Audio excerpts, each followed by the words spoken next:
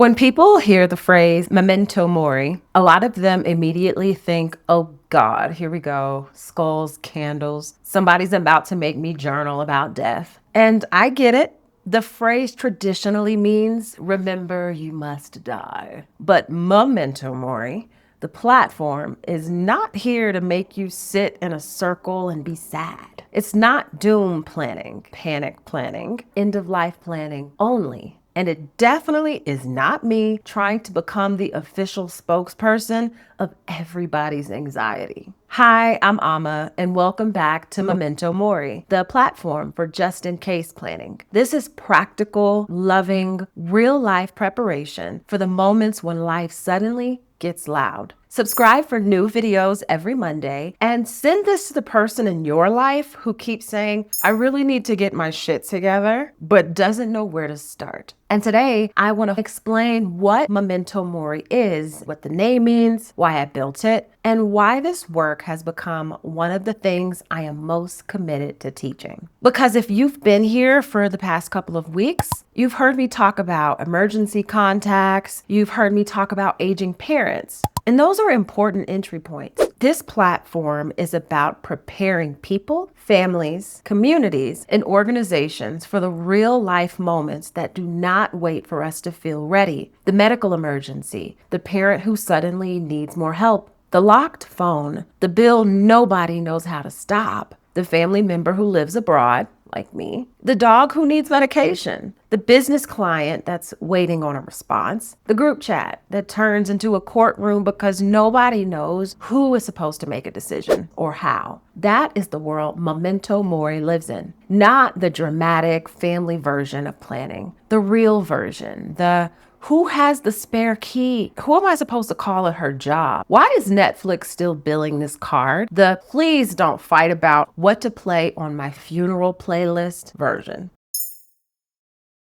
The name Mōmento Mori is intentional. It comes from Mōmento Mori, the Latin phrase that reminds us life is temporary. But I'm using it as a living reminder, not a warning. To me, Mōmento Mori means life is precious, life is unpredictable, and because we love people, we prepare. Not because we're scared, but because we're responsible for the impact that our lives have on our people. And let me be very clear, this is not about obsessing over death. I want you to live your life. I want you falling in love, starting that business, making the move, drunk dancing at brunch, okay? But I also want the people in your life who love you to know what to do if life goes sideways. That is the heart of just-in-case planning. It's not, let's prepare because everything is terrible. Not, let's prepare because my parents are getting old. It is, let's prepare because love should not have to become a detective.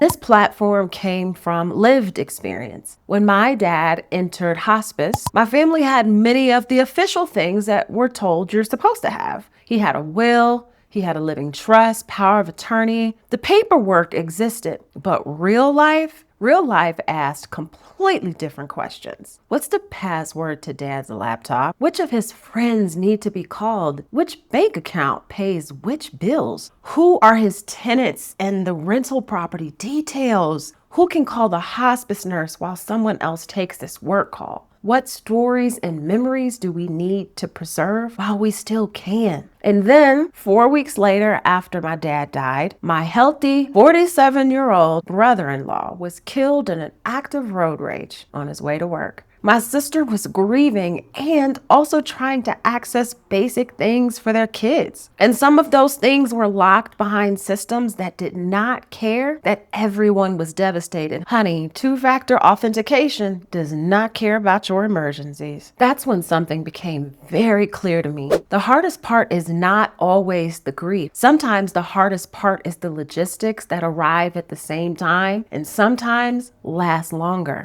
The phone nobody can unlock, the account that nobody even knows exists, the bill nobody knows how to stop, the document that nobody can find, the family member who gets called too soon and panics, the person who should have been called first but no one even thought about it. These experiences changed me for good, but Mōmento Mori did not become a platform overnight.